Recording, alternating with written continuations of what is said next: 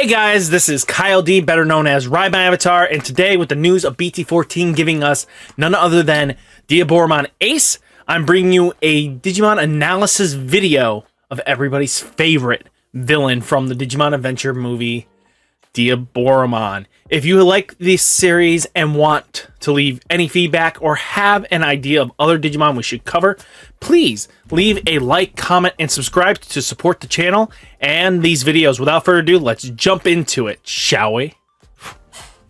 Diaboromon made his debut in Digimon R War Games Digimon Adventure for some as the heinous Digimon hell-bent on destroying the digital network and the real world. Our favorite unidentified network eater was introduced to the TCG during BT2 and specialized in making clones, just like how he makes copies of himself in the movies.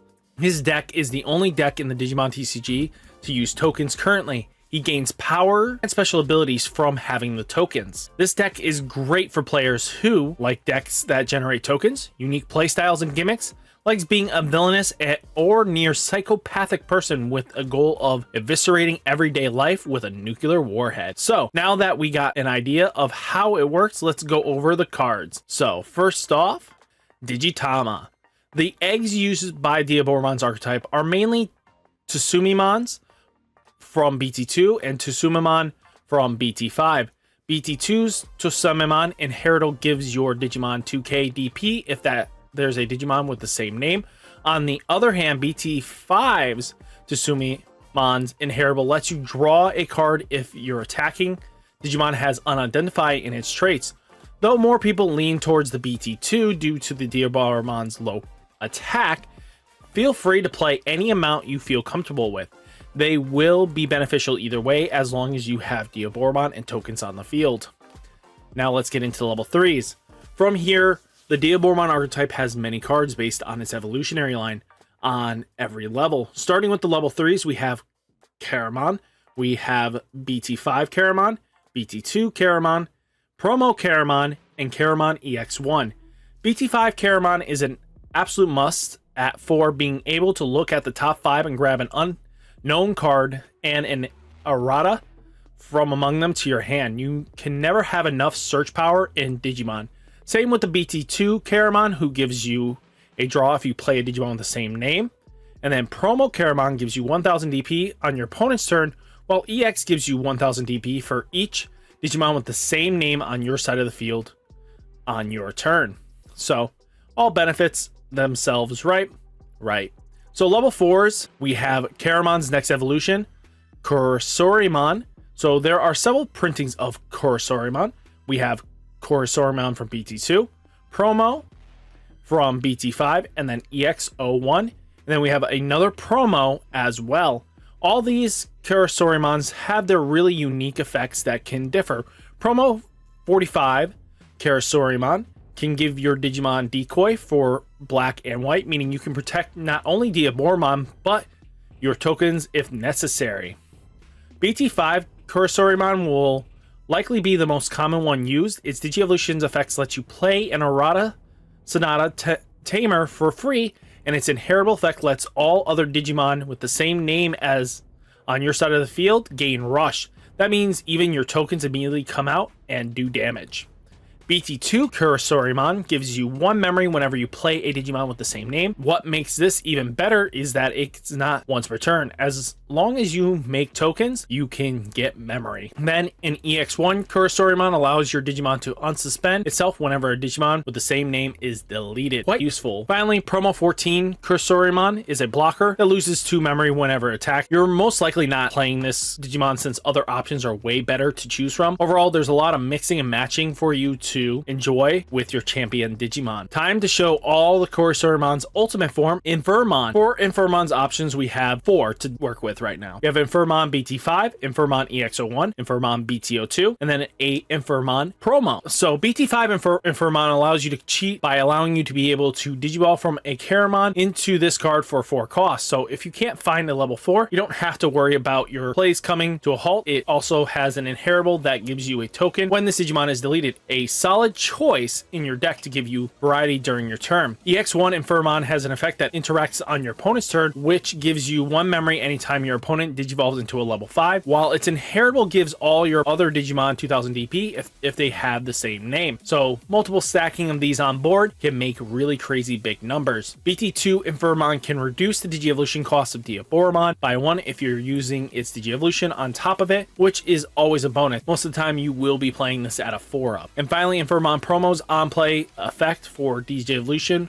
rounds up the options you have. Play Ultimates. This one isn't really seeing competitive play. That's just because an on-play Infirmon's just not as useful nowadays. Then we do go over into our level 6s, and here we are, the moment you've been waiting for. Let's check out our fan favorite Diaboromon. We have 5 Diaboromons to cover. So we have BT5, EX1, Promo, Diaboro, BT2, and of course Diaboromon Ace, which is another promo. So all the Diaboromon effects revolve around Diaboromon and Diaboromon tokens. So BT5 Diaboromon gives you a Diaboromon token when on Digivolve, while the BT2 Diaboromon gives you 1 Diaboromon token on attack. It also can prevent its own deletion if you delete another Diaboromon instead. You can use the token you have to utilize its effect too. So that's very important there. Then we have Promo Diaboromon. It is considered one of the best Diaboromon, or it gains security +1 for every Diaboromon you have in play. You can clear a lot of security if you have a heavy amount of tokens, possibly ending the game. Then you have EX1 Diaboromon is probably the most unique, having a security effect that gives you a Diaboromon token. Not only that, if it's on the field, all your Diaboromons gain blocker. So this is very vital of a card because this allows you to keep blockers up and keeps your opponent from being able to swing very easily into you. So even if he's suspended and your tokens aren't, you can still block and keep yourself alive. And then finally, let's talk about our newest Diaboromon, Diaboromon Ace. This is a creative card that has the new counter ability and blast evolution, letting you digivolve on your opponent's turn. It has an on digievolution and on attack effect. Guess what it is? That's right, enjoying another token. Not only does it give a token, but on all turns when another Digimon is played by an effect, you can pop a level 3 Digimon, and you can increase the maximum cost of that Digimon you can delete by 2 for each Diaboromon in play. Expect to see this card played heavily in the upcoming Diaboromon decks. Finally, to round out the monsters, we have 2 level 7s to tech in. One is, of course, Armageddon, a 15 cost level 7 that you can reduce by 12 if you delete a Diaboromon on your side of the field, meaning you can just play it for 3 and it gains rush and has an all turns effect that stops Digievolution effects of all level 7s. Omnimon isn't blitzing you anytime soon. Also, with the recent addition of BT12, Diaboromon gets a new spicy level 7 to play with in Quartzmon. So if you were playing the format currently, you already know about this headache of a card. Not only does Quartzmon suspend every Digimon and Tamer on the board, it gains back memory for every 2 Digimon and or Tamers, but it also keeps all Digimon and Tamers from unsuspending, and for every 5 Digimon and Tamers, it can trash the top card of your opponent's security stack when it attacks. Did you expect anything less from a Digimon that can make a Diaboromon out of thin air? So very vital information there. Now Tamers, for the Tamers, we only have one reference. Chimeremon's partner, Arata Sonata, introduced in the, guess what, video game series known as Digimon Cyber Sleuth. So at the start of your turn, if you have a unidentified Digimon in your trash, you gain 1 memory. If you digivolve into Diaboromon, you can suspend him and gain a Diaboromon token, which can lead to being spitting wide boards pretty quickly and gets really scary fast. Then, and to wrap it all up, we have options in the form of Diaboromon's main attack. So we have Catastrophe Cannon and Ultimate Flare. Catastrophe Cannon lets you de-digivolve 2 on one of your opponent's Digimon and then gives a token. Fantastic if it's in your hand or in security. Remember, the token can only be produced if you have a Diaboromon play. And to round out the deck, we have a former meta favorite card in Ultimate Flare, an 8-cost option that de-digivolves 3 on one of your opponent's Digimon, then deletes all Digimon with a play cost 3 or lower, a card that guarantees that Rookie Rush will never see play again. And of course, in today's Digimon, you can't just run the Diaboromon support by itself, but there is so much to tech in, it's nonsensical not to run a few. So, Izzy is probably one of the most go-to black tamers to use in any black deck. A memory tamer that manipulates the top of your deck and gives you memory for. It is always a great choice in memory tamers. So, this is really good because we have majority of our deck is black. based. So the likelihood of you not seeing majority black is only really dependent on if you reveal the white Diaboromon cards. So if you reveal all black, most likely is you will be for a 3 cost. Then you have Hero. Hero is a popular choice as well, even though it's a red. Its effect to give 2000 DP to a level 5 Digimon is welcomed. For Diaboromon's DP isn't as strong, and it can be easily deleted by high level Digimon in security. At least Hero will make sure that you hit magic numbers a little bit, especially their security might have an Omnimon in there. You want to be able to just slightly get over that, right? Right. Then we have Shademon. Shademon can add benefits to your deck, alongside being an unidentified Digimon that can be searched by Chimeramon. It has a security effect that can play it after it's been checked in security. It also has blocker, so it's not only do you get an extra body on board, you can have an established blocker for protection, which can change the game state in your favor sometimes. Then we have Chimeramon. Having 2 useless level 4s on your field, wish you could do something with the Shademons. Lucky for you, there's Chimeramon. This level 5 white Digimon is a great way to climb the Digivolution ladder, decreasing the DP of your opponent's Digimon, and you can DNA Digivolve for free if you have 2 level 4s, and you can easily use this Digimon to get you to a level 6, or if you need to finish the game. So a very important way of doing this is Shademon came out the turn before, and then you promote up. Chimeramon could easily just Jogress those 2, and now you have a way of getting back a piece from your trash that might help you out.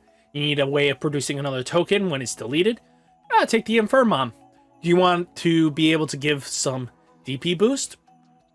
Take the card that gives you some DP boost. So very useful in my opinion. Then we have Iron Fist Onslaught. To finish up our list of spicy techs, we have Iron Fist Onslaught. This is an 8 cost option, deletes your opponent's Digimon with the highest play cost. It's another great option that can be a security bomb alongside Shademon, EX1 Diaboromon, and your ulti Flare. So very useful, right? And there you have it. A full breakdown of Diaboromon. I highly recommend playing this deck if you're looking for a fun time at your locals or want to bring an end to the digital world. Did you like this video? Please leave a comment, like, and subscribe so I can bring you more videos like this. You all stay safe, stay healthy, and I'll catch you in the next one. Peace!